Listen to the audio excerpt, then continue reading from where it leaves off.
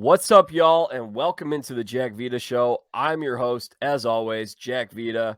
We are back taping this on the first Monday of June, 2023. It's the 5th of June, and we're going to talk some ball today. We're going to talk some baseball. We're back from our episode just a few days ago with Manny Randawa at MLB.com. This is the third straight week with an MLB.com baseball writer joining us, and today we've got has anyone ever called you the godfather of prospect analysis? No, they haven't, Jack. I actually think like the guy who does that credit's probably the guy who hired me at Baseball America many years ago, Alan Simpson. But I've never been called the godfather of prospect analysis. So. I just gave you that name right now, so hopefully it sticks. There we go. It's Jim Callis. He's the go-to guy as it relates to prospects, MLB Draft. Used to be at Baseball America, as he mentioned. Now he's at MLB.com. Chances are, if you're a baseball fan, you're looking at the top 100 prospects. He does most, if not all of that. Fair to say? Well, I mean, I work with Jonathan Mayo and Sam Dykstra, so you got to give credit where credit's due. I do a lot of it. So. You do a lot of it. And yeah, those guys do a great job too. But anyway, he's had a great career here in this industry for several years now. Baseball America, now MLB.com. Jim, welcome to the show. Great to have you here. Yeah, thanks, Jack. I enjoyed it. So I got to ask you first and foremost, and I know a little bit of your backstory, but I'm sure the listeners would find it interesting. How did you end up just being this kind of go-to or one of the go-to guys as it relates to MLB Draft, college baseball, and farm systems? Yeah, I like to say I think I was kind of in the right place at the right time when I started off. I went to the University of Georgia, worked for the school paper there, and the first year I covered the baseball team, we had 2 first-round picks, and Derek Loquist and Chris Carpenter, and we had a third guy got to the big leagues, and Steve Carter. Went to the College World Series for the first time in school history. I got to go as part of the school paper. So that was good timing. I've just had good timing. So back then, this was so long ago, Jack, that was 1987 College World Series. There was no internet back then. That's how long ago we're talking. Nobody was podcasting or, nobody had, you couldn't just watch everything on your phone. It was like a totally different era. And like to be in sports journalism, essentially the path was you go work for whatever newspaper and pay your dues, compiling agate, maybe covering high school football, basketball, or whatever, and hope to get a shot. And I was fortunate. Baseball America was really the only place that was covering prospects when I started. They covered the draft. Nobody covered the draft. They covered college baseball. Collegiate baseball was around, but nobody was covering the minor leagues. Nobody was covering that stuff. They were covering basically the guy who started the magazine in the early '80s, Alan Simpson. When the sporting news went from being the Bible of baseball to kind of covering the 4 major sports and covering less baseball and less deep, Alan missed all that stuff. So he started Baseball America in his garage in Canada just because he loved that stuff. And so anyway, I was reading Baseball America. I think I started reading in like 85 or 86 and just loved it. And I wound up getting an internship there and parlayed that into a full-time job. And it was great because like I said back then, if I'd gone and worked for a paper, you would have been covering high school sports and, typing up, agate and pulling stuff off the wire. And instead, I guess I was the 4th full-time editorial person at Baseball America at the time. We were pretty small. And I got to do everything because we were small. Like I was immediately the #1 college guy. I was covering the College World Series and the Pan American games in Cuba and the Goodwill games in Seattle and Tacoma. And going to the Olympics in Barcelona when I was 24 years old.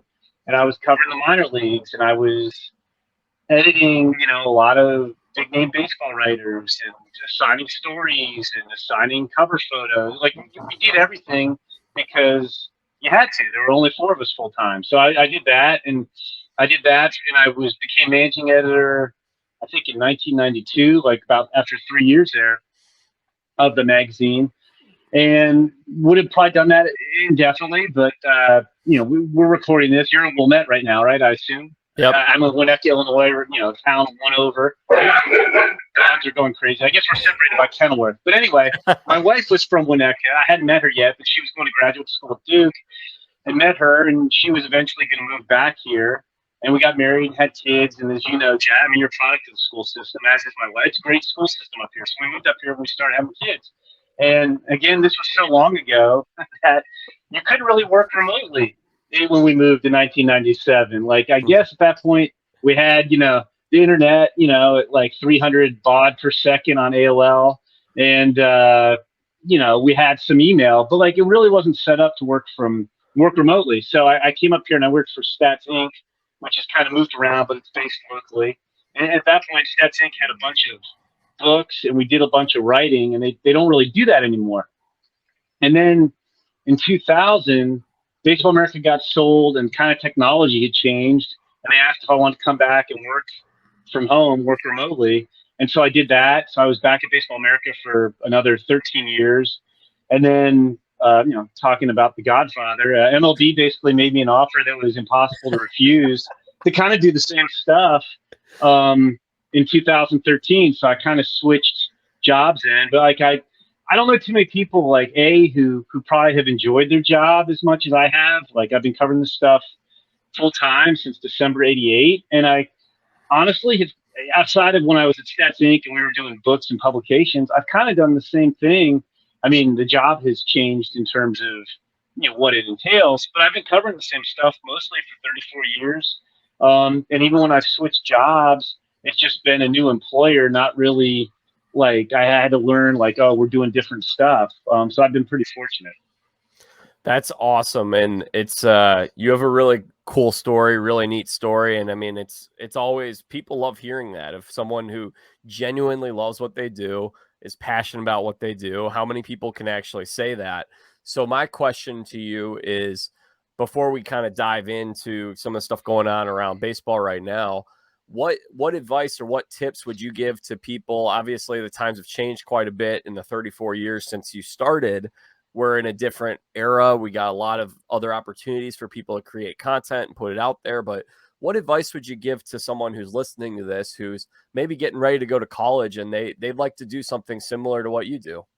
Yeah, you touched on one of the things. Like the one, I think the biggest difference is when I started, you really didn't have that many opportunities to showcase what you could do. Like I wrote for the school paper, so I had some clips, and I went to University of Georgia, and it's like amazing to me how big the journalism school has gotten. I mean, it was big then, but like the campus TV station, the campus radio station, like when you're going to college, you have to take advantage of those opportunities to show what you can do. But the nice thing is now, especially with like everybody's phone, like if you want to be a writer, you can blog. Like you have an outlet. Back 30 years ago, you didn't necessarily have an outlet. Now, like if you want to write about prospects, like say like I do, you can do your own prospect reports and put them up on your own website. Like that's easy to do.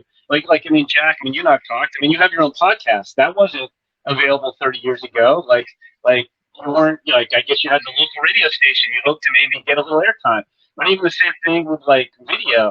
Like you weren't getting TV time when you were in college necessarily, or if you were, it was rare occasion. Now, I mean, I'm recording this on my phone, not even my laptop. Like you can record videos, you can interview people, you can do podcasts. So basically, the way you get better at any of that stuff is by doing it, whether it's writing, podcasting, video work. And because everybody can it's so easy to have your own website, you can post your work. Whereas, again, 30 years ago, you were hoping for opportunity to show what you can do. So that would be my biggest advice: is do as much of that as you can. If somebody's listening to this in college, or you're going to college, whatever you want to do, avail yourself of that in college. Like I know the Georgia experience, and I've been back there a few times. But like even if you wanted to go into advertising, like Georgia has its own student-run ad agency that works with local like merchants and local companies that can't afford like a big ad company. But like I think now it's so much easier to build a portfolio, so to speak, of what you want to do. And so I would just dive right in and start doing that stuff. And I'm sure I wasn't writing prospect reports when I was in college, and I'm sure if I did, I went back and looked at it and I'd be like, oh man, like I had a lot to learn. But like that's how you learn, is by doing it. And then you can show people, hey, this is some of the stuff I've done. Show them your best work, and I think that really gives people an opportunity. So that would be my biggest advice: is just immediately dive in and start doing stuff. Like if you know what you want to do, or if you don't what you want to do a little bit of everything and see what you enjoy. Yeah, I think that's great, and I'd also add the thing that's cool about podcasting too is it gives you a chance to really network as an opportunity for hey, maybe there's a baseball writer or two, or maybe even an athlete, or in my case, a survivor contestant, or whomever it is that you might be interested in talking to. And once you get a couple of notable people on your podcast, you're able to go and say, hey, I've had this person on, I've had this person on. You just reach out to people, hey, you want to come on my podcast? That's been just an awesome opportunity for me to be able to build connections and to network over time, which has allowed me to kind of, I mean, obviously I'm still very early in my career, but it's advanced me in a lot of ways. Yeah, and I was going to say, Jack, that's an excellent point, because I think too, like sometimes people might be reluctant to ask. Like the worst thing you're going to, like using the podcast example, the worst thing's going to happen if you're doing a podcast or you want to interview somebody, the worst thing they're going to do is say no. But I think, and you've probably found this, most people are going to say yes. Like I've always looked at it like I've been doing this forever, but very early in my career, Baseball America, like Alan Simpson just built a publication that was widely respected in baseball. And I found even when I started there and I was 21, nobody knew who I was. If I called and left a message and said, hey, Jim Callis from Baseball America, like John Sherholtz would call me back. Like whoever in baseball would call me back because of that Baseball America name. And I've always been very grateful. Like even today, I still am extremely grateful. You know, doing this for 3+ decades. When I do my draft stuff, I probably talk to, I don't know, a couple dozen area scouts and a bunch of cross-checkers and a bunch of scouting directors. And I still, even though I've been doing this forever, I still am kind of amazed at like, hey, these guys will, yeah, they're not necessarily saying, hey, here's our super top secret information, but they'll talk players with me and candidly. And like, I appreciate that. And so it's kind of, to use a shape, like paying it forward, like I couldn't do my job without all the people help me. And so hopefully people aren't watching this. I won't get like 100 podcast requests, but like I basically will like help anybody I can. You know, like my time's getting a little crazy as we get closer to the draft, but in general, like I can't tell you how many college students I've done their podcast over the year, or you know, somebody starting a fan site for a specific team, they want to talk about that. Like I'm happy to do that. So like, don't be afraid when you're starting off to ask people, because you might be surprised at how many people are willing to say, oh, yeah, I could do 20 minutes on your podcast, but I could do whatever, or, you know, I could do an interview. Like people, most people are inclined to say, yeah, I mean, you're not going to get Mike Trout necessarily, and I'm not putting myself in the same shoes as Mike Trout, but like, you might be surprised. And like you said, Jack, once you start doing it and you establish your podcast and you get guests, then it becomes easier to maybe go, like I'm sure you found, go to Big League Club and say, hey, I'd like to try to do this. Here's my credentials. And they see you're legit, and like you said, it builds a network, and it kind of snowballs. So don't be afraid to ask people to do stuff, because I think people, like, you know, people who are starting off would be surprised at how many people will say yes. They'd be happy to try it out.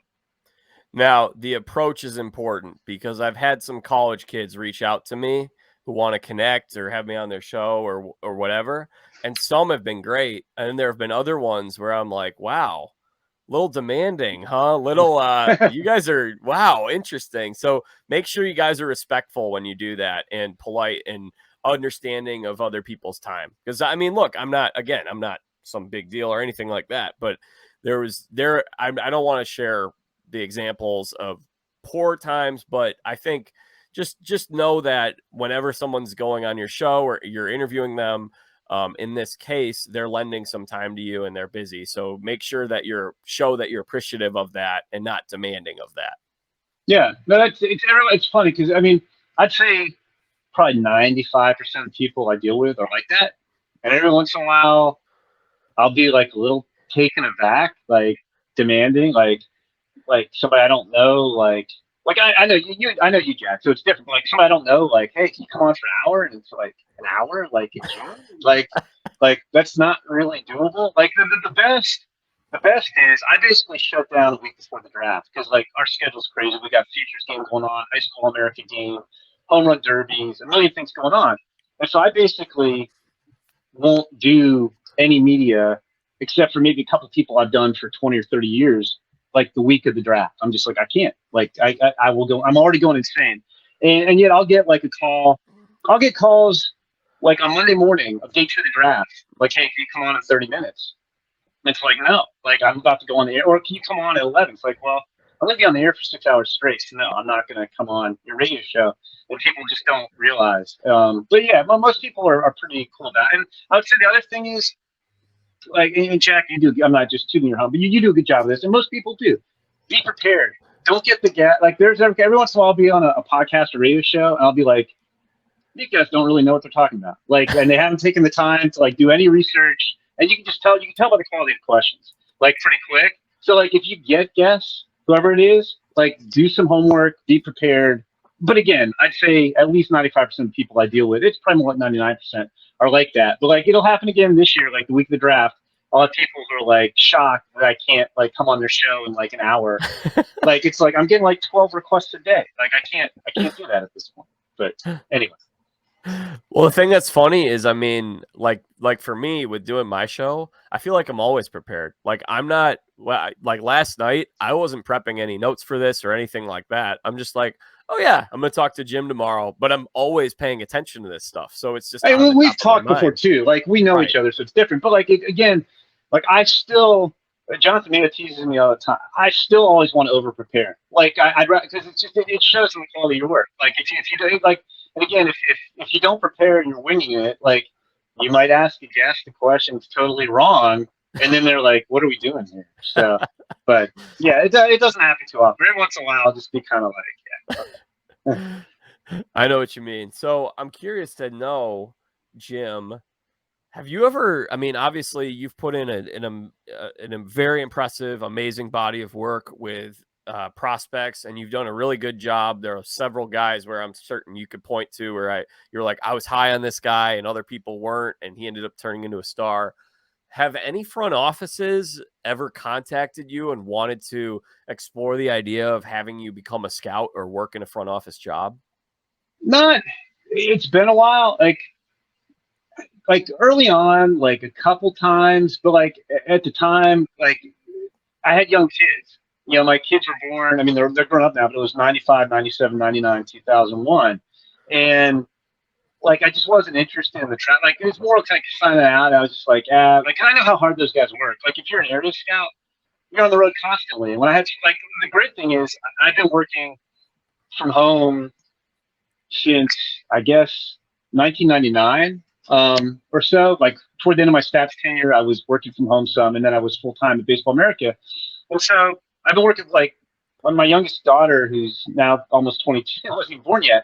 But so at the time when I started working at home full time for Baseball America, I guess we had, so I guess it was 2000. So I would have had 5-year-old, 3-year-old, and a 1-year-old. And so, like, I've been fortunate, especially now that they're grown up. Like, if they were ever doing something in school, I could go watch it, or somebody was sick and you'd go to the doctor. Like, it wasn't like I was in an office 9 to 5. And like, if you were like, say, an area scout, you'd be on the road constantly and you wouldn't see your family. So like, it was never like I was made a formal offer. It was, I had a couple like, hey, you know, would you maybe be interested in this? And it wasn't the time per se. And now it would probably be tough financially. I have a pretty good job at MLB. It would probably be tough to do it. And also I'm getting old. So like, I don't know if I had the energy to run around like a maniac all spring, like, oh, that'd be a lot. I guess there's area scouts older than me. But like early on, I got sounded out a couple times, but it just, the timing wouldn't have been right. And like, I don't have any regrets because again, now that my kids are all grown up, like you don't get that time back. So, and it went by pretty quickly. I mean, I think it's funny. Like, I would much rather be a commentator than a person in a position where if your commentary is off or your analysis is off, you lose your job. Like, there's, yeah, that's fair. I mean, I wouldn't necessarily go into it with that fear, because you have to have confidence in yourself and you can do the job well. right. But I do make the comment all the time, like especially now when I'm doing draft stuff, you know, about trying to line guys up or, you know, project where they're going to go in the draft. Like, if I'm wrong on a guy, it's not a $4 or $5 million mistake. You know, it's not catastrophic. Like, if it were me, like, I mean, I probably would roll the dice to take Paul Skenes #1 in the draft. I just like he's the best pitching prospect, like since Steve Strasburg. He's the best ever, and I just think he's even more rare than say Dylan Cruz. But if I'm wrong and I'm paying Paul Skenes say $8 or $9 million, and I blow the pick, I haven't done damage to the Pirates franchise. So Like, I mean, I do try to be cognizant of that. Like, I will say there was some trying to be nice. There's some people in the prospect draft media industry who are like masters of the hot take and like, hey, I'm first, or hey, I'm going off the wall here. Like, and I don't try to be that guy. I just try to report what I hear and what I I parse through the information. Like, to be kind to the fact that like it's real easy to have a hot take because you're not paying the guy $8 million, and then if you're wrong, like you said, you're not killing the franchise and putting your job in jeopardy. Yeah, 100%. And I'm now curious because you mentioned Paul Skenes would be the guy you would go with the number one pick. Now it's interesting because just a few months ago, and I'll be quite honest. I mean, I like college baseball. I watched a good amount that first few weeks of the season. Then I got out to spring training. You and I were both out there together, and I mean, I was out there for 6 weeks, so I was pretty busy. It came back, and I've been so entrenched in Major League Baseball. I have not followed this college baseball season as close as I normally do. So I know coming into the season, Chase Dollander was the number one projected pitcher, and he was the guy that people were comparing to Strasburg or Mark Pryor or whomever, Mark Appel as a prospect or as a draft prospect, I should say. What's changed? Because I know I see Dollander is now number 9 on this list, and Skenes you would have him as number 1. Yeah, it's it's interesting. So we had coming in here, we had Dolan, and we did have Dolan, and we were saying he was probably the best pitching prospect since Cole or Strasburg, but not necessarily their equal. And he's had a weird year. Like, he actually had a good start at the end of the regular season. He struck out 13, but he's been inconsistent. And I saw a stat the other day where I think his ERA in the first inning was over 10, and after the first inning it's under 2. And he's had a lot of 4 2/3, 5-inning outings where he'll have one bad inning. And pitch pretty well. He hasn't been bad, but he was so good and so consistent last year.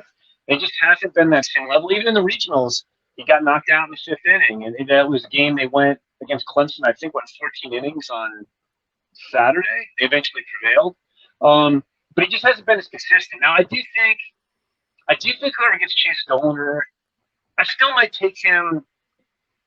So, like, I had him going 9th to the Rockies in my last mock draft, and we have him 6th on our top 200, our draft top 200 MLB Pipeline. John Mayo and I do. I still think he's going to go a little lower than that and be a really good. I think he's going to be a really good big league pitcher. I just think he's been inconsistent. Tennessee's had kind of a tumultuous season after everything went right for him last year until they got to the Super Regionals. And it's not like Chase Dollander's stuff is way down or his command's way off. He's just been not quite as good. And I think maybe when he gets into pro ball, there might be more consistency. And it could be one of those things if he goes 9th or 10th or wherever in the draft, that a couple of years from now, people will be like, how did he last that long in the draft? I mean, Paul Skenes clearly should go ahead of him, but I still think Chase Dollander is the second best pitcher in the draft over, say, like Rhett Lauder at Wake, even though Rhett Lauder, I guess, could go ahead of him. Okay, yeah, and it is important. I should mention that your mock draft here is the predictions of where you think these guys would go, not necessarily where you would. Right. Yeah, not where you would have them go. So, okay, that's interesting. So, tell me a little bit more about. I think this is really a good time because, I mean, we're right in the college baseball national tournament has started, Division I tournament, and I mean, this is really, I think, an underrated event. I mean, this weekend, I watched some. I'm going to be watching more over the next couple weeks once we get to Omaha. Like, I'm more interested in this than the NBA Finals personally, but I'm not a huge NBA fan. I'm with you 100%. But this is a great event, and it doesn't get nearly the same amount of coverage as even, say, like the women's basketball tournament. It doesn't get the same kind of hype, and I really think it's an outstanding tournament. It's great, but I'm certain there are a lot of people who are listening who are baseball fans, and they're interested over these next couple weeks of like who should we be watching for, what players, what teams, and I think this is a good time to discuss some of that. Yeah, there's a lot of the best players in the country have advanced to the super regional round. Like, we're recording this on Monday morning. This weekend was regionals. There's 16 different 14 regionals. So 2 games first day, Then the winners play the next. It's double elimination. Winners play the next day. And whoever loses that game has to play whoever won the match between two losers. And then if they can avenge their loss, like you have to win 3 more games. So anyway, there's a lot going on. So as we speak, I think there's 6 games today that regional's still up in the air. 10 of them have been decided. But a lot of the best guys have advanced. I mentioned Paul Skenes. Now LSU, there's always weather that affects a couple of these regionals. So LSU won their first 2 games. If they win today, I've lost track of everybody's playing. If they win today, then they advance. And if they lose, they get a second. They're playing Oregon State. So Oregon State has to beat them twice today. So anyway, LSU, as we record this, is in a great position to advance. So they've got the top 2 prospects in the draft. And there's never been a school that's produced the top 2 picks in a draft. There's twice we've had guys go 1 and 3. It was Bob Horner and Jimmy Brooks back in 1978 at Arizona State, and Garrett Cole and Trevor Bauer in 2011 UCLA. But Dylan Cruz is an outfielder, one of the best hitters in the country. And Paul Skenes, who is the best pitching prospect in at least a decade, are both on LSU. So they're probably going to be still playing next week in the Super Regionals. Wyatt Langford of Florida. I've already lost track. There's so much going on. I think Florida has to win. And then I think they have to beat Texas Tech twice today. They're playing Texas Tech. No, they beat Tech already. This is okay. Okay, then if they win, they're in the same situation as LSU. Or no, I'm sorry. This is I've lost track. They beat them once yesterday. Right. It's the weather's throwing me off. Florida had to come out of the losers bracket. They beat Texas Tech once yesterday. They have to beat them again today. That's correct. So if I've lost track. It's the weather throws me off because LSU is like a day behind. So anyway, if Florida wins, Wyatt Langford, we have number 3 on our draft list, will advance. We mentioned Chase Dollander, Tennessee's advanced. He'll be pitching next weekend. Wake Forest, which is the number 1 team in the country. I mentioned Rhett Lauder. He's one of the best college pitchers in the country. They've already advanced to next week. Kyle Teal, it's a bad catcher draft. Kyle Teal of Virginia is by far the best catcher available on the college side. Probably he'll go in the top 10. Virginia's advanced, so he's available. Miami, did Miami advance already? I believe they did. Let's see. Miami. I'm saying yes. I believe. Am I right, or did Texas? No, Texas advanced. Texas advanced. I got Miami. Yeah, Miami's out. So anyway, I'm losing track of who's available. Now, Hurston Waldrop's another one of the best college pitchers from Florida. They can be available. So it's possible that the 4 college pitchers who are going to go in the first round are all going to be available in the Super Regionals. Brock Wilken of Wake Forest is one of the best power hitters in the country. They've advanced. So a number of the top, there's I haven't been counting, but there's probably 8, 10, 12 potential first-round picks who look like they'll be playing in Super Regionals, or at least have a chance to play in Super Regionals as we record this. Hey, speaking of Texas, I just thought of a guy who I think he may have had Tommy John, or at least he had a serious injury. I think he's back. Tanner Witt. Is he pitching right now? How's he looked? He is. He did have Tommy John last year. I loved him in high school. He was one of my favorite high school prospects in 2020. He wasn't signable. He got offered a lot of money, but he wanted to go to college, so he went up to Texas. And he did have Tommy John surgery last year. He made, I think, 2 starts. Came back late this year, was rough early when he first came, because it's a lot of times when you come back from Tommy John surgery, the stuff might be there, and his velocity wasn't all the way back the first time he took him out. But usually your command takes a little while to come back. You're not quite as sharp. But he's been getting progressively better. I mean, Miami touched him up for 3 runs in 2 innings, so he's only pitched 10 innings this year. He's given up 10 runs. He did pitch well against West Virginia, which I think was the last week of the regular season. They pitched 3 shutout, but he's been kind of up and down, battling the control and command a little bit. But I still think he's going to go, like, it might be more of a supplemental first-round pick than a first-round pick. And if he gets rolling, then that's a bonus, because, I mean, Texas got 2 pretty good starts this weekend out of Lucas Gordon, who's kind of a pitchability lefty, and LeBaron Johnson, who I think is probably more of a reliever in the long run, but he's been hot down the stretch. And if you got Tanner Witt, making significant contributions, they could go pretty deep. Also, speaking of Texas, shout out to friend of the show, Dan O'Dowd. His son, Jack, plays second base for the Longhorns. So keep an eye out for him. Yep, exactly. So hopefully I'm hoping Jack and Dan get to Omaha. So yeah. Are you going to go to Omaha this year? It's tough. Like, I haven't been since 2019. I mean, there absolutely wasn't one in 2020, and I've been – I think when I started working at Baseball America in 1989, so from 1989 to 2019, I didn't go to every game. I did go to every game a lot of years, but I only missed 2008 was the only year I missed.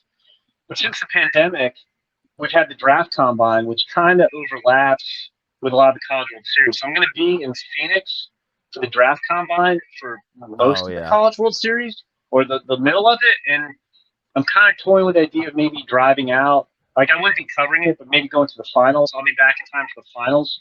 So we'll see.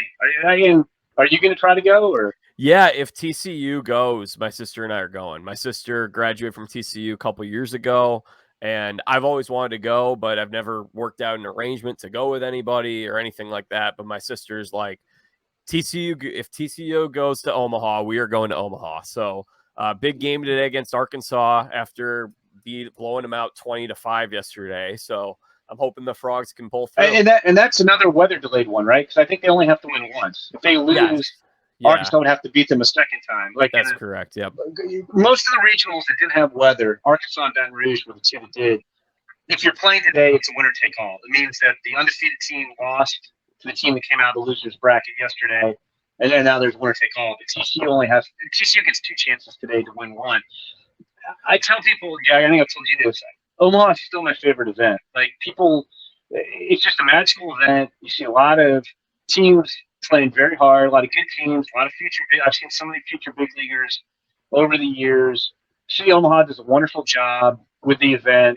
Like, when they find out you're from out of town, like, they roll out the red carpet. It's so I would like to go. It's just a matter of kind of like how much energy I have left when I get back from the combine if I want to drive out. But hey, I will say I haven't been the last couple of years. It's usually fairly easy to get tickets. Like, you're not like, again, don't hold me to this, but like, scalpers aren't getting like 3 times. It's not like a Taylor Swift ticket, Jack. Like, you can usually find people. Like, I know when my kids were younger, I'd taken various combinations of my kids out there. There was one year where I was out and we weren't able to get tickets in advance. A lot of times they have tickets available the morning of, like, they have some seats because, especially for the championship series, they don't want to sell the tickets. And then let's say LSU fans buy the tickets and LSU gets eliminated and then have empty seats. But anyway, I remember there's one year where I think somebody gave me tickets in the parking lot. Like, I was with my kids and we were looking for tickets and they're like, "Is it for you?" And I said, "Yeah, just me and my sons are going to the game." My sons were like, I don't know, 12 and 10 or something. And they're like, "Here, just take them." Like, I just want like family to enjoy them. Like, they just want to make sure I wasn't reselling them. I'm like, no, like, we're just going. And like, I don't think I've ever like had to pay scalpers prices if I bought tickets like in the parking lot. So I cannot say enough about Omaha. And even so I've got 2 boys and 2 girls, and my oldest son's a huge fan. And I think we've talked. I think your dad coached him in summer ball back in the day. Yeah. But my younger son is not really that big of a fan of baseball per se, but he loves Omaha. He loves the College World Series. So I tell everybody it's a must-do event, and like, it's pretty accessible. It's not like saying, "Hey, I want to go to the Super Bowl." Good luck finding tickets, and it's a ton of money. Like, Omaha is pretty affordable, so you definitely have to go. You should go even if TCU doesn't go. So. I mean, I'll try to sell my sister on that, but I feel like she won't take off work to watch. But there's a lot. The cool thing is there's so much to do in Omaha too. They have a world-class zoo. Like, if you like eating steak, you can't go wrong. Ooh. So there's a lot going on there. Yeah, it sounds great to me. The 2 baseball experiences that I've heard are like, you got to do this at some point, is Omaha, and then also Williamsport for the Little League World Series. I've heard is also a great experience. I don't know if I've never done that one. But I do remember watching it more when my kids were younger. They liked watching it, and Williamsport puts on a good show. So, well, we've got a kid. He's actually Stephanie LaGrossa's nephew, Stephanie from Survivor. We had him on a podcast last around November, and he plays for Tom's River East Little League team, which is a juggernaut dynasty. Yeah. So if he gets to the Little League World Series this year, I might try out and go watch him play. It'd be fun. There you go. Yeah, I don't know what the ticket situation's like at Williamsport. I don't know what those go for. I can't be horrible. I mean, but it's not a very big park, right? That's true. So I don't know. It always looks jammed. So I'd be curious. Orestes Destrade, though, he's always said, like, it is baseball at its purest form. So I imagine Omaha is similar type of feeling. Yeah, it is. It is. So, okay. So obviously there's a lot going on. TCU, big game. I mean, yesterday they won 20-5. So hopefully they saved enough runs to still use today to at least beat Arkansas one more time out of these two tries. Another team one team I was disappointed did not make the tournament is actually a team I went and I saw it twice when I was out in Arizona. And that's the GCU Antelopes with Jacob Wilson, the shortstop, son of Jack Wilson. And I see you have him falling to pick 15 in this mock draft.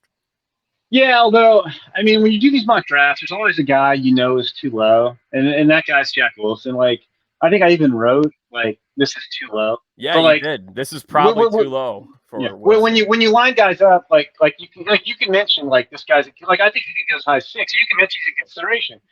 When you do the mock draft, you can only put one name in each spot, and then if you have like, oh, this team might go off the board a little bit and do something different, somebody winds up falling. Like I think he's still gonna go pretty good. Like I think like that's the floor, and I don't think he's really going to get there. He's the best kind. He's 2 years in a row. He's led the nation in fewest strikeouts per at bat. Like, and I don't have his numbers. I think he struck out 5 times this year. I think it was 7 times last year. You know, he's the best probably pure hitter in the country. He's got big league bloodlines. You know, as the son of Jack Wilson, who's an assistant coach at Grand Canyon this year. Yep. And like those guys, like.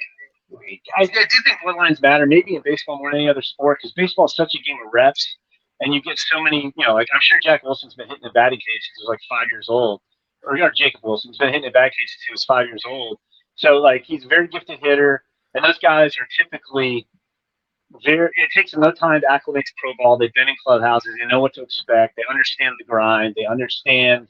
A lot of those guys can handle. You know, if you're playing 125 games in the minor league season, you're not going to have 125 good games, and they kind of are prepared for that. So he if I had to bet, I bet he's probably more likely to go maybe 10 to the Marlins. But like I just was running out of like I didn't give him to the Marlins, and then I did some other things. But he's going to go pretty good. And we saw him in Arizona. We both thought he looked great. Like he was just smoking line drives every time up the season. Yeah, he was. I mean, man, he was fun to watch. He's the only one of these first round picks, I believe, that I've seen in person, at least this year. I mean, if they're who's from, okay, Braden Taylor from TCU. I probably saw him play a couple years ago, but he wasn't on my radar then. I went to TCU game then. So, but Jacob Wilson, I went in. I'm like, okay, this kid could be a top 10 pick. And I saw him play, and he's just such a pure hitter. Like a little bit of like a Michael Young kind of remind me a little bit of that. Yeah. I mean, it's going to be hit over power, but there's some pop there. And you know, I like when we put these guys under the microscope, is he like your classic shortstop with plus range and a plus arm? You know, maybe not. He's more kind of average to solid. So maybe he winds up moving to the other side of the bag, you know, when he gets to the big league level. But yeah, I think that's a valid comparison.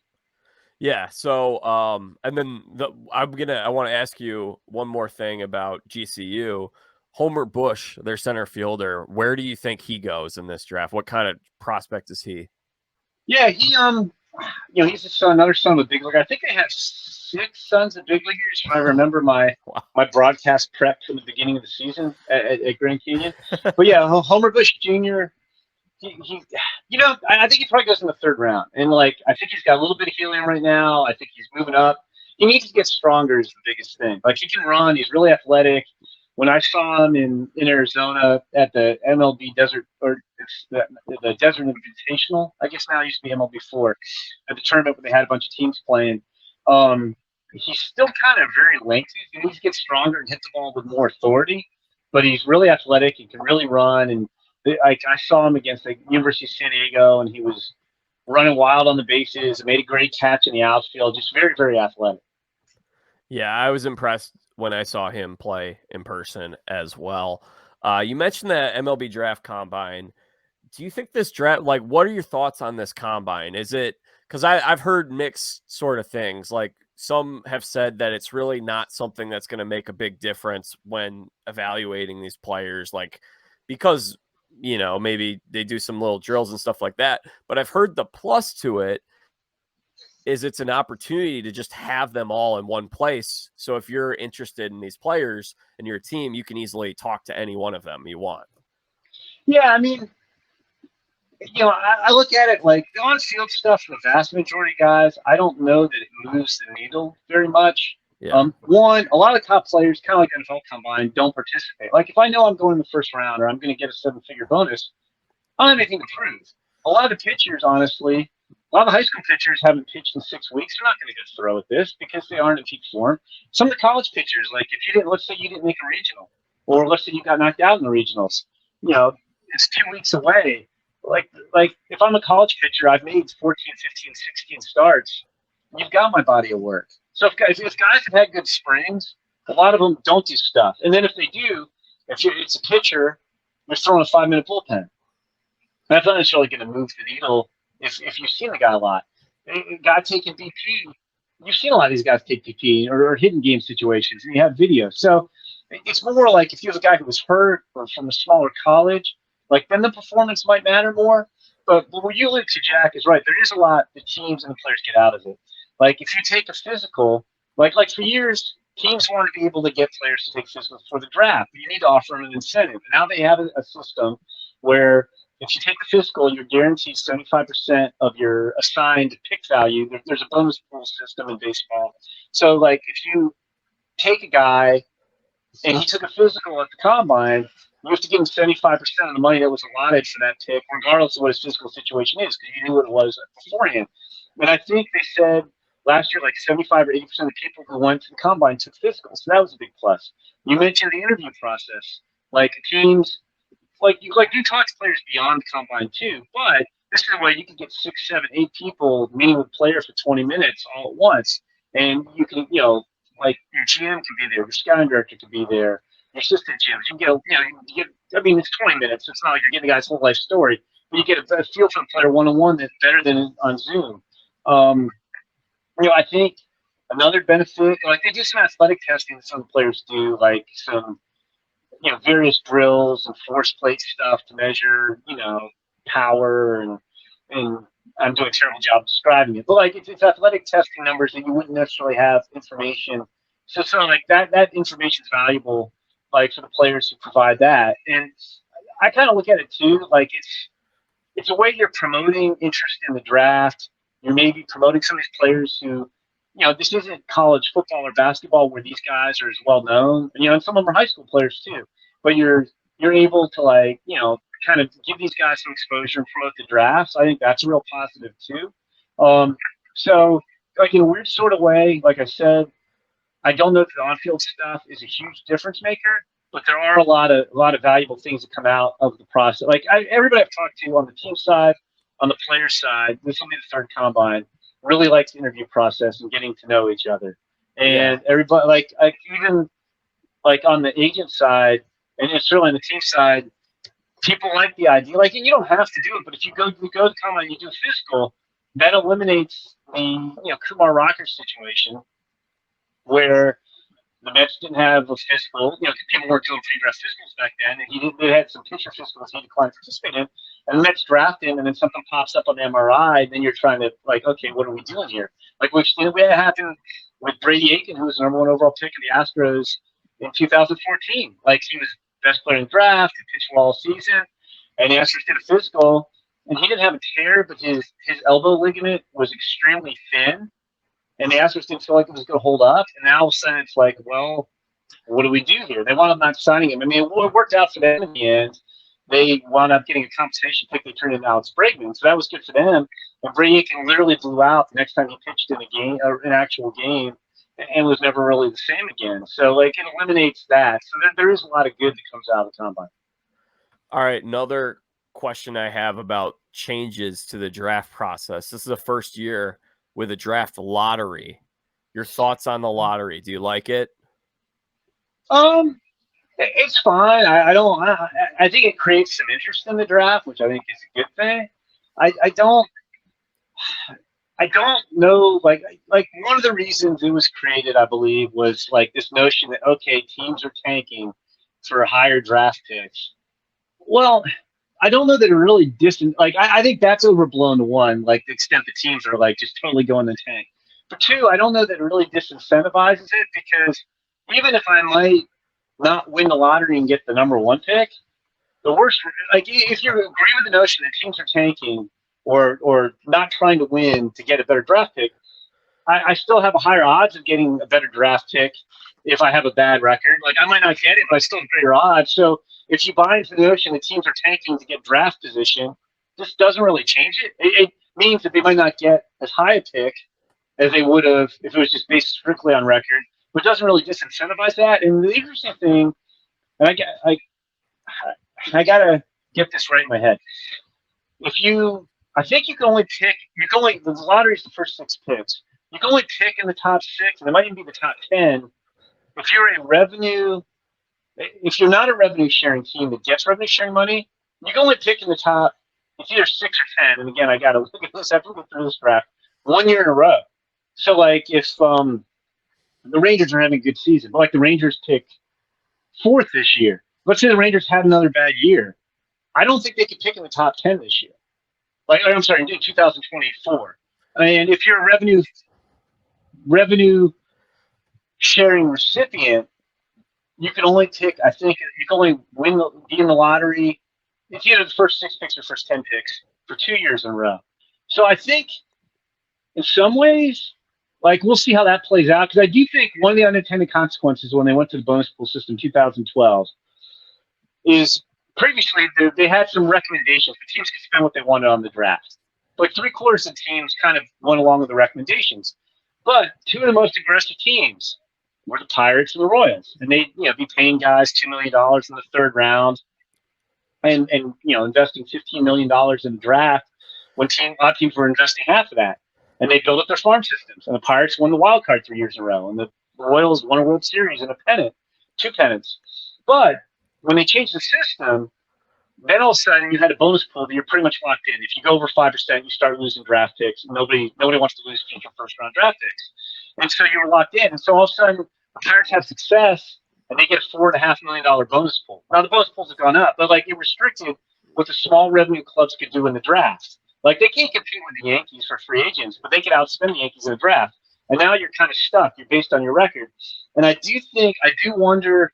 It's made it hard for those teams to compete. That if this restriction on how often you can pick in the top 6, top 10 picks, if you have a small revenue team that isn't necessarily just like, oh, we're trying to lose, but it's going to take them time to rebuild because they can't just go out and spend. Like they might go from a team that would have had a top 5 draft pick to not being able to pick that high. And I'm not sure that's great for the smaller revenue clubs, if that makes sense. No, I agree with you totally. And I'm glad you mentioned the narrative about tanking because I say this all the time. I hate the word tanking as it relates to baseball because I think very rarely are teams intentionally actively trying to lose games. And most of the time, like I'll give an example. I was saying this the other day to someone. The Cubs won the World Series through rebuilding, not tanking, rebuilding. Right. Because really they only had 3 guys that they drafted. At least the Theo Epstein regime drafted that were impact players on that World Series championship team. Chris Bryant, Albert Almora Jr., and Kyle Schwarber. Everybody else they got was either someone that they signed, or in how they really assembled that team was through trades of selling off pieces, trading Andrew Kashner for Anthony Rizzo, trading Jeff Samardzija and getting Addison Russell in that trade. That was how they did that.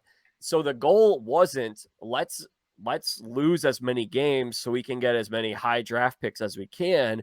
It was let's take the pieces we have at the major league level and accumulate as much minor league young talent out of this as we can. So the end goal wasn't we're trying to lose. It was this is a product of how we're disassembling this team so that we can build something for the future. And I think it's a great way to go about rebuilding and making it so you can compete. Yeah, no, I think that's fair. And it's tough because and I'm not using the Cubs again, but let's say you have a team that isn't ready to win. You're a couple of years away. It's like one of the things the Cubs did, and it didn't work out. They gave Edwin Jackson like a 4-year contract. And like there's no point in getting second or third tier free agents, if you're a couple years away from winning, just to like be more respectable. So again, Yeah. I don't think in a lot of cases teams are necessarily saying, okay, we're going to try to lose as many games as possible. But it also doesn't make that much sense to go out and sign like Jameson Tyone. Yeah, like a guy for 15 or 20 million a year for 3 years or whatever, so you can win 70 games instead of 67 games or 78 Right. games instead of 75. And then you get to like, okay, the payroll's not high, so they're not trying to win. It's kind of a catch-22. Like there's no way you can incentivize a team that's going to be sub 500. Like they have more playoff teams. I guess that makes it open to more teams. But like if your team's not going to contend. And again, I don't. And like the one thing I also think nobody ever discusses is really the players. It's their livelihood. So even if you're on a team where like it's the movie Major League, and they're not investing in the team, the players still want to do well. It's not like they said like the player like if the players don't perform, their careers might get you might get released, or you're not going to get paid in free agency, or you're not going to get a raise in arbitration. Like even if you were trying to tank. The players aren't trying to tank. Like they get nothing out of not winning. They don't look at it that way. Like so they aren't giving up that back to say here hit some home runs off of this so we can have a high draft pick. It just doesn't work that way. So I do feel like the whole tanking narrative gets overblown. Yeah, I told Rhett Bollinger this 2 weeks ago on this show. I've got an idea to stop tanking in pro sports, or at least make this thing better. So the idea is that the draft order is determined by most wins after playoff elimination. So in theory, I like that. Oakland A's are going to be eliminated from the playoffs before everybody else because they're the worst team. They're also going to have the chance to win the most games after that.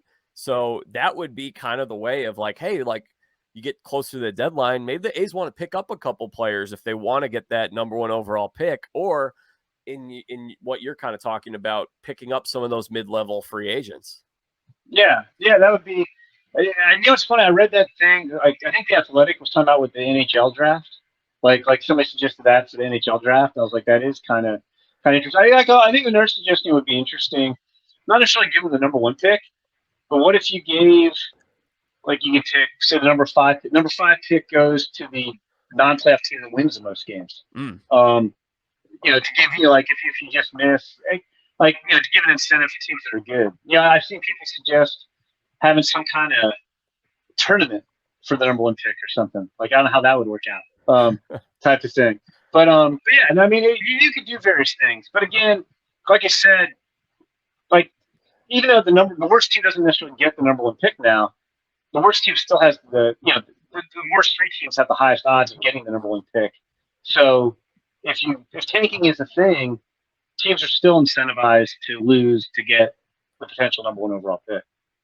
Yeah, exactly. So we've got a couple more minutes here. I would like to know, before we go, one prospect or a couple that is like from the last couple of years, a guy who has exceeded expectations for you that you're like, wow, me and a lot of other people, we did not see this guy coming. Do you have anyone come to mind? Yeah, the first guy that comes to mind is Evan Carter of the Rangers. Yeah, the pandemic draft was a weird draft in 2020. And I like to pride myself. So like we do, usually first day of the draft is 1 or 2 rounds. Second day is rounds 3 through 10. And all that's televised. Second day is usually mostly online, but it's all televised. And I usually like to pride myself the way we split up the country, Jonathan and I, we have half the country. Is we might not have a guy ranked, but I usually don't get stumped before like the 5th round, like before somebody drafts like maybe a JUCO guy I haven't heard of, and even then, like in the 5th round, I'm like, man, like I like to try to get 5 or 6 rounds. And so pandemic draft was obviously an odd year because everything shut down pretty quickly. And so at MLB Network on the first day, it was Big Show. It was weird. We did all 5 rounds that year, one night because it was a shortened draft. But anyway, MLB Network always prepares for many more players than are possibly going to be picked on the air. Many more players than there are picks. And the only time they really tell us who's getting picked in advance, because they want us to react naturally, is if they aren't prepared for a guy. So second round, Rangers take Evan Carter. Like right before they picked him, producer gets in everybody's ear. I was actually in the same room. There was no travel during the pandemic. I was broadcasting from my office where I am now. And they're like, who has Evan Carter? And I remember thinking in my head, I've told Johnson this, like, oh, it's got to be one of Johnson's guys. I don't know who Evan Carter is. And I didn't say that to the producer. And I was like, I don't know who that is. And I was like, where's he from? And they said, Elizabethton, Tennessee. And I was like, what? Because Tennessee's one of the states. And I had, like, even though the high school season in Tennessee barely played, I probably had 10 or 12 high school guys in Tennessee on my radar. And I'm like, what? Like, second round, this guy? Like, who is this guy? And I actually interviewed him in spring training. I told this story too, and we were chuckling. But and nobody knew who he was on our broadcast. And he was a guy who hadn't done a lot of showcases. Elizabethton's a very small town. I think it's in the northeast part of Tennessee. Like, and so like guys don't get out there a whole lot scout wise, and they would have in a normal year, I think, like eventually, but they hadn't because it got shut down so quick. And it turned out the Rangers had a player development staffer who lived in Elizabethton who knew about him. And so they scouted him, and they loved him, and they took him in the second round. And so he sounded cool. He was going to Duke. Like, they took him in the second round because they're gonna have to get a pretty good bonus. And I know, like, he was at, like, people were doing various things during the pandemic because you didn't really have access. And I think he went to some local facility, and there were some college pitchers there throwing the low 90s, and he was squaring them up pretty good. And the Rangers just got in. Great makeup, great kid, and anyway, he's number 9 on our top 100 prospects list 3 years later. Like, literally nobody knew who this guy was. And so in 2021, we started playing. He had a back injury that year, so he didn't play a whole lot. But like a month into the season, guys were like, this guy's a pro. I think Jack. I think he's got the best batting eye in the minors. I think he can tell that ball's like an inch off the plate. That's a ball. He's unbelievable. Like he strikes zone judgment. And he's a potential 5-tool center fielder. I think there's going to be more power there. And it was funny. I've told this story a bunch on our own podcast, but I interviewed him in spring training. And I was talking to him about how strange was the draft for you. You're a second-round pick, which is pretty cool. And then, like, on the broadcast, everybody's reaction is, we don't know who this guy is. I texted some scouts, and some of the scouts I texted, I know in Tennessee were like, I'm not on that guy. I don't get that one. A crazy pick. I had like one guy who liked him a little bit and gave me some information, and I texted the Rangers too, and they were giving me some information. But I asked Evan, I was like, what was that like? Like, it's kind of weird. Like, this is pretty cool. You're second round pick, and everybody's like, who is this guy? And he's like, yeah, and he's like, it's supposed to be the best day of your life, and like nobody, like, it's kind of a weird day. And then he caught himself. He had to like briefly pace. Like, he got married this December. He's like, my wedding was the best day of my life. That was the second best day of my life. And I just chuckled. The way he did it, he had such this earnest expression where he caught himself and he had to explain the wedding was the best day of his life. The draft was only the second. Like, that made me like him. It made him even that much more endearing. But no, he's really, really good. So he'd be the one that I did not see coming draft wise at all. And he's even been better than I thought. Even when we got good reviews of him when he started playing pro ball in 21, he's gotten even better and better since then. All right. And I'm also curious to know, how about a guy, and you can go further back on this, but I'm certain there has to be at least one or two guys that you were really high on, whether it be in the draft or in the minor leagues, that seemingly no one else believed in, and they turned out to be stars. Well, I mean, there's various guys. I mean, I've been wrong a lot too. I mean, I think back to Johnson Papelbon. Like, I thought he had a chance to be pretty good. I remember there was a time, it was a good prospect, but there was a Mariners fan site. I don't know if you remember Jeremy Reed, who I think White Sox, he was a White Sox draft pick. I think they traded him for Freddie Garcia. And Jeremy Reed had a great year in the minors. And there was talk that the Red Sox were going to trade for Jeremy Reed. And the rumors, I don't know, this crazy rumor, or maybe it was this fan site, was like John Lester and Johnson Papelbon. It would have been a good trade for the Mariners. But the guy from the Mariners fan site was just like down on both guys. Like, this would be a terrible trade. But I just remember I was on Papelbon kind of early. There's a guy right now, he's just getting started, that scouts tipped me off to when he was in high school, a kid named Jacob Mizorowski in the Brewers system. And pandemic draft year, he didn't get to pitch that year. It's a pandemic, and he'd been hurt on the showcase circuit with a hamstring injury, so he didn't pitch. But I had a couple scouts who were like, look, man, this guy's like, he's raw.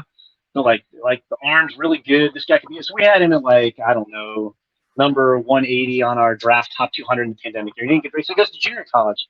And then he tears meniscus in the knee in his first start. So he doesn't pitch in junior. It's a 3 year, like, doesn't get seen in the showcase circuit 19, doesn't pitch in 20, gets pandemic, barely pitches in 21.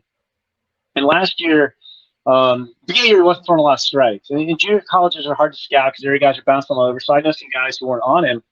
But I had a couple scouts who were really on him. And he wound up, he was throwing like 101 at the combine with crazy spin rights, nasty slider. And if you look, like, he's averaging like 2 strikeouts an inning right now in A-ball. And he has a chance to be really, really good. So I feel like, and again, I'll credit the scouts. It wasn't like I discovered him, like scouts told me. But Jacob Mizorowski's kind of my current guy that, like, he's off to a great start, and I'm hoping it keeps up. But, like, that was one I know we were on him before anybody else was. Again, I was fortunate I talked to the scouts who were on him. But he's one that, like, nobody was on. I'm sure there's some others that I was high on. It's kind of fun finding out guys that aren't getting a lot of hype and then watching them become pretty good players. Very cool. So I'll have him on my radar. I'll be keeping an eye on him. He's Jim Callis. He does a lot of stuff. He's got a podcast. He's also on social media. He just put out his or MLB.com just put out their updated top 100 prospect rankings and the top 30 prospects in each farm system. And then he's doing a lot of mock draft stuff.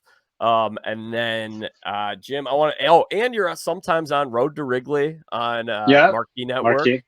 He's got like 10 different projects going on. So why don't you give us a little rundown of what you're working on and how people can follow along or what they should be checking out from you? Yeah, I mean, so most of my work's at MLBpipeline.com, part of MLB.com. And, like, I think one of the great things about our site is everything's free. You know, nothing's behind a paywall. So, like, we just updated our draft list to 200. We're going to expand it to 250 by the end of the month. And we've got scouting reports, we've got scouting grades, we've got video. It's all free. None of it's behind a paywall. Just like you mentioned, our top 100 minor league prospects, which we just updated, our top 30 list for every farm system. All that's out there. You can read all the reports. It's all out there. The draft's probably the majority of my work right now. I'm going to the draft combine, I guess, in 2 weeks. I fly out on the 19th. The draft is July 9th. The futures game is coming up before that. It's like a crazy weekend. So that's kind of the main focus right now. But yeah, you can check us out at MLBpipeline.com. I usually try to link to everything that I do and a lot of the stuff we do with Pipeline at my Twitter account, which is Jim Callis MLB. And about every 2 weeks, you mentioned we just did one. I guess I've lost track of when the last one was. I guess it was last week on a Wednesday, maybe. But we have like Road to Wrigley was this kind of cool thing we do at the Marquee Network with Cubs, where Elise Menaker and Lance Bruskowski and I sit down and we watch usually 4 minor league games going on at once and just talk about all the prospects in the Cubs deep system. And I think our next one of those is June 16th.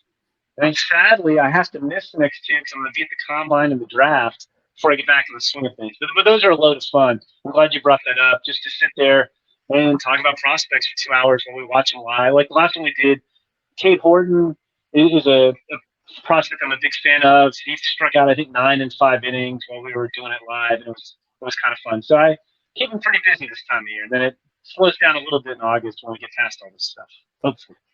And Jim, I don't mean this. I mean, I'm not saying this just because you're here. I'm not tooting your horn or anything like that. But the Road to Wrigley show is the show on Marquee that I'm like, I got to watch this show. That show just sticks out to me as something that's really excellent. With you and Elise has been on this show before, and Elise is one of the very best. I mean, she knows hitting mechanics like better than anybody, and she's so humble about about all of it too.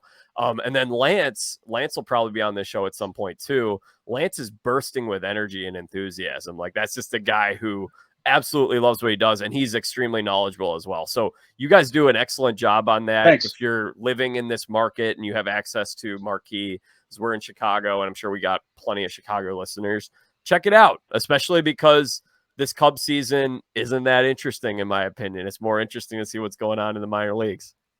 Yeah, they have some guys coming. It's, I think Mike Dorn, as a producer, came up with the idea, and I know there's some technical stuff involved.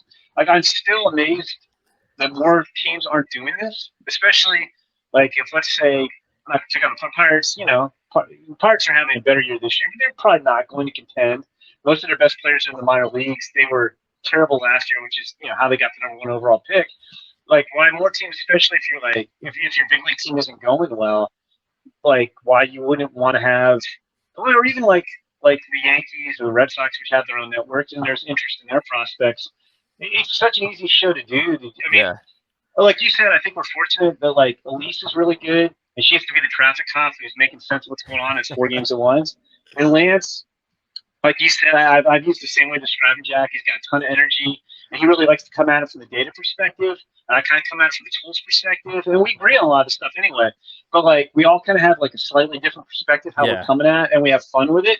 Um, and so maybe I know I'm probably underrating the technical aspect of it, and maybe it's not always easy to find an Elise and a Lance to be able to do that. But like I don't understand why more markets aren't doing the same thing, because it's a blast and we get a lot of feedback from fans, and maybe part of it is the Cubs play a lot of day games, so that makes it's a natural after they play a day game, which is what happens most time we do it. But yeah, that show is a lot of fun. I really enjoy doing that. I mean, I think everybody plays one day game. I mean, other than Sunday, obviously. Maybe you don't want to have it on Sunday because then you're running opposite Sunday Night Baseball. But I mean, like, there's typically a getaway day on a Wednesday or Thursday that someone plays a day game on. So I think, I mean, Dodgers, I mean, I would love to see, like, I mean, again, I don't have the Dodgers TV network, but I mean, they've got such an awesome farm system. So that would be fun to do. See Yeah, that no, version of exactly. that show.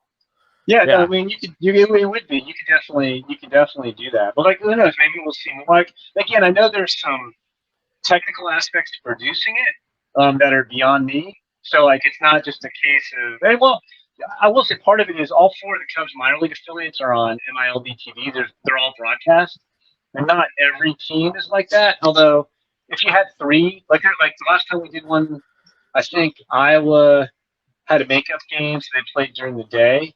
It was like for a rain out or something. So we only had 3 games live. You could do it with 3, but that's part of the aspect too. But yeah, that show is a lot of fun. Like we're doing, I think 12 of them during the regular season. We're doing like a couple every month. It seems like 2 or 3 every month. I think it's 12. After we did like maybe 3 last year, we started doing them toward the end of the season. But I do have a blast doing that show. And that's one we were talking in the beginning about doing prep. I always feel like, because especially now, like maybe that's not my full time job. I've got the draft going on. I had to do a mock draft. The last time we did the show, I had to do a mock draft that night too. It was like an insane amount of work. But I was like, oh man, I wish I had like another hour to prep. And then the show goes by and it's like, oh, we just did 2 hours. How'd that happen? Every time, like I look up and we're like 10 minutes from being done with the show. It's like, okay, I guess we're. It's a fun vibe because it's got a little bit of a feeling of like you guys are kind of sitting down at a sports bar with all these TVs going on and talking. But obviously, it's not just as simple as that. It's much more professional, and all you guys are adding some. I like how you said each of you bring something different to the table. Because, like for instance, you've got Elise, who is one of the best female reporters, hosts, broadcasters, analysts in all of sports. A rising star. She's going to end up, become an even bigger star over time. But then like with you and Lance, it's kind of, so you got her, and then Lance is kind of like, he's a different generation than you. So he's like my generation. So he's kind of like the young guy who's pumped up, and then you're the guy who's been doing it. You're the veteran who's the godfather. So it's a we good play mix. well together. And like he's got data on the players, so he'll talk about pitch. Like it's not just 3 people kind of all coming at us from the same perspective. Like you said, I mean, Elise will break down like hitting a lot. She's a Cornell softball Hall of Famer. And She she'll break batted down. 1 year, by the way. She batted 399. Just missed out on batting Ah, 400. Yeah, so I but yeah, call so her. I she. call her Miss I call her Miss 399. There you go. But yeah. So anyway, like we do have a lot of fun. There was one where I think she had a friend getting married one night.